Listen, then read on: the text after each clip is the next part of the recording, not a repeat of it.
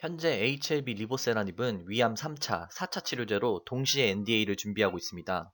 지난달 외부로 게재된 리보세라닙 위암과 관련된 저널이 Experimental Therapeutic Medicine 6월호에 실리게 됩니다. 어떻게 리보세라닙이 위암 종양을 줄이는지에 대한 내용을 공유드리려고 합니다.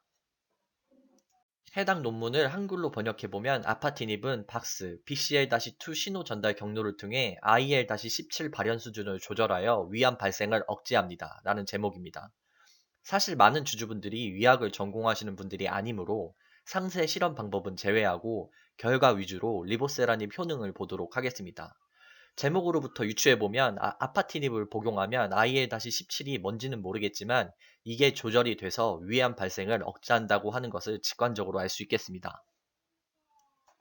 해당 저널의 페이지 수는 총 6장입니다. 내용을 보시기 전에 위암 환자의 조직에서 IL-17의 발현이 정상군과 비교하여 많다는 내용과 이는 IL-17이 종양 내 혈관을 발달시켜서 위암을 더욱 악화시킨다는 걸 알고 들어가시면 되겠습니다.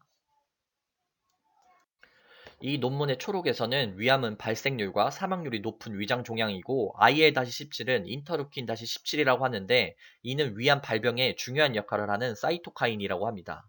사이토카인은 면역세포가 분비하는 단백질의 총칭으로 세포 간의 의사소통을 원활하게 하는 세포 간의 언어와도 같은 면역체계의 신호 전달 물질입니다. 그러면 우리는 여기서 IL-17번이 위암에 어떤 영향을 미치는구나 라고 생각할 수 있습니다. 그런데 현재까지는 위암 발병에서 IL-17 발현 수준에 대한 아파티닙의 효과는 보고되지 않았고, 그래서 이 연구는 IL-17과 아파티닙의 메커니즘을 조사하는 것이 목표이고, 내용은 2019년 1월부터 같은 해 12월까지 30명의 위암 환자의 종양을 수집했고, 조직 내 IL-17의 발현 수준을 분석해 본 결과, 아파티닙이 IL-17 발현을 조절함으로써 위암 발생을 억제했다고 합니다. 이 논문의 인트로에서는 위암은 중국에서 새로 진단된 사례가 매년 전 세계의 43%를 차지하고 위암 초기에 진단 및 치료를 할 수 없기 때문에 위암 대부분이 말기에 진단된다고 합니다. IL-17은 유방암, 대장암, 그리고 위암을 포함한 수많은 유형의 악성 암 발병에 중요한 역할을 하는 것으로 밝혀졌다고 합니다. 다양한 종양 조직에서 IL-17이 관찰되어서 IL-17이 종양 발생과 연관이 된다는 겁니다.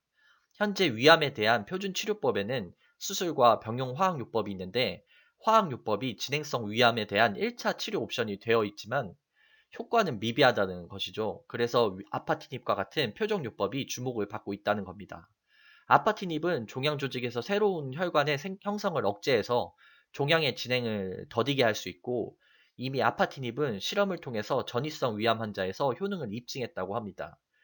본 연구에서는 IL-17과 아파티닙이 위암에 미치는 영향을 알아본다는 게 이 연구의 요지이고 이 연구는 위암 치료에 매우 중요한 자료가 될 수 있다고 주장하고 있습니다. 다음 챕터는 재료 및 방법에 대한 섹션으로 임상 샘플 소개 및 세포 배양 분석법을 다루고 있으나 주주분들께서는 이 내용이 위압과 관련된 내용이므로 중요한 부분만 짚고 넘어가면 2019년 1월부터 시작해서 1년간 중국 텐진에서 수술받은 위암 환자 30명을 대상으로 총 30개의 종양 및 암 조직을 채취했고 다양한 방법을 통해서 샘플을 얻었고 분석했다는 내용을 담고 있습니다. 다음은 리절트 결과 섹션으로 전체 30명의 위암 환자로부터 아파티닙을 복용했을 때 나타난 결과를 담고 있고 크게 4가지의 결과를 제시했습니다. 여기서 HGC-27은 위암세포라고 생각하시면 되겠습니다. 첫 번째는 아파티닙과 IL-17이 위암세포의 증식 능력에 미치는 영향. 두 번째는 아파티닙과 IL-17이 위암세포의 세포 사멸에 미치는 영향. 세 번째는 위암세포에서 박스와 BCL-2 및 카스파스-3의 발현 수준에 대한 아파티닙 및 IL-17의 효과. 마지막으로는 아파티닙 복용 전후에 따른 위암세포의 전이 능력에 대한 결과를 담고 있습니다. 그럼 IL-17하고 아파티닙을 가했을 때 위암 세포수가 어떻게 변하는가를 MMT 분석법을 통해 세포 증식률을 분석한 결과입니다.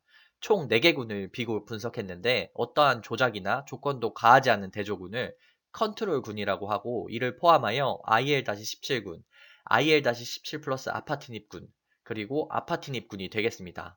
48시간 동안 배양한 후에 IL-17 그룹에서 위암세포 증식률이 가장 높게 나타났고 아파티닙군에서는 암세포의 증식률이 가장 낮은 것을 결과를 통해 알 수 있습니다. 이러한 결과는 IL-17이 위암세포의 증식을 촉진했고 아파티닙은 위암세포의 증식을 효과적으로 억제할 수 있음을 시사하는 것입니다. 세포 아포토시스에 대한 아파티닙 및 IL-17의 효과 결과입니다. 우리 몸속 세포도 수명이 있는데 일정 기간이 되면 스스로 죽음을 선택합니다.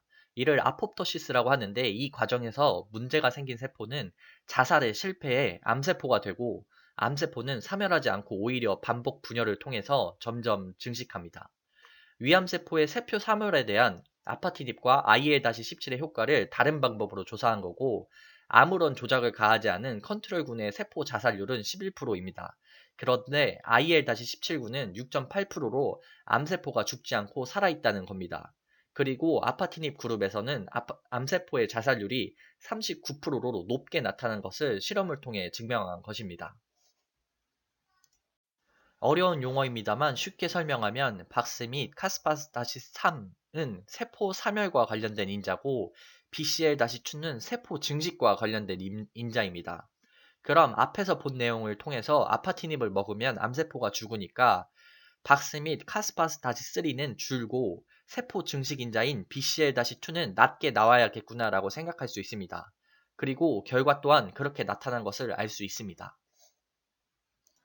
마지막으로 위암세포의 이동 능력을 평가하기 위해 트랜스웰 분석을 수행한 결과입니다. 암의 가장 두려운 점은 바로 전이이고 전이 과정이 일어나기 위해서는 암세포가 혈관벽을 뚫고 혈액으로 넘어가야 되는데 이 과정을 인베이전이라고 합니다.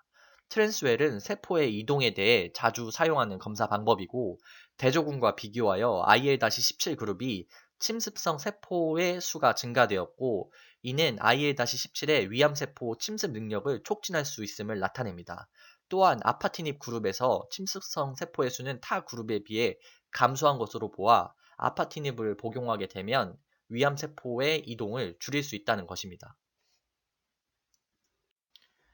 마지막 디스커션에서는 IL-17이 위암 종양의 진행을 촉진할 수 있음을 시사했고 이전의 연구를 통해서 전이성 위암 치료에 있어서 아파티닙의 임상 효능도 확인했고 결론적으로 아파티닙은 대조군과의 실험을 통하여 IL-17 발현 수준을 조절하여 위암세포의 증식 억제 효과를 입증했다가 결론이 되겠습니다. 즉 리보세라닙이 위암에 있어서 약은 진짜라는 걸 연구를 통해 확인한 결과라고 보시면 되겠습니다.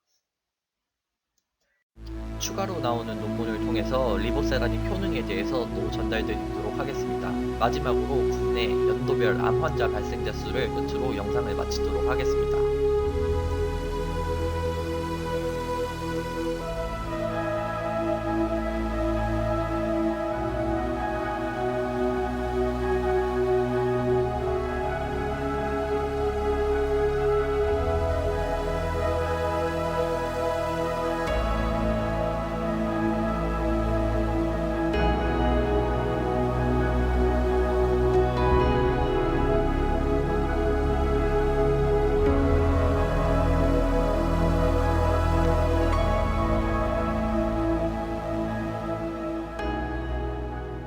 그럼 오늘은 여기서 마치겠습니다. 감사합니다.